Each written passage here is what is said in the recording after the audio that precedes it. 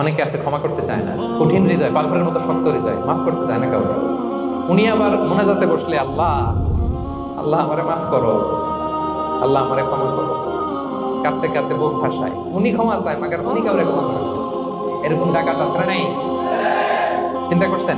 উনি ক্ষমা চায় আল্লাহর কাছে, কিন্তু উনি ক্ষমা করে না। প্রিয় ভাইরা, ক্ষমা করুন। যে ক্ষমা করে সে ক্ষমা পায়। আচ্ছা, একটু চোখটা বন্ধ করে, চোখ বন্ধ করলাম আমি, জানা অজানা পাপের পাহাড়ের দিকে তাকালাম। এবার একটু চিন্তা করেন যে কি পরিমাণে ক্ষমা আল্লাহর পক্ষ থেকে আমার জন্য প্রয়োজন। চিন্তা করেছেন? এবার চোখ খুলুন, পাপের পাহাড়ের দিকে একটু তাকান। আপনার আপনার জানা অজানা যে পাপের পাহাড়, তাকান এবং ভাবুন এগুলোর জন্য কি পরিমাণে ক্ষমা আল্লাহর পক্ষ থেকে আপনার দরকার, প্রয়োজন। সেই প্রয়োজনের তাগিদে হলেও ক্ষমা করুন। খেয়াল রাখবেন, যে ক্ষমা করে সে ক্ষমা পায়, যে অন্যকে ক্ষমা করে না সে ক্ষমা পায় না। তাহলে আল্লাহর কাছে ক্ষমা চাওয়ার আগে আপনি আপনার পাশের লোকদেরকে ক্ষমা করবেন। পারা যাবে তো ইনশাআল্লাহ?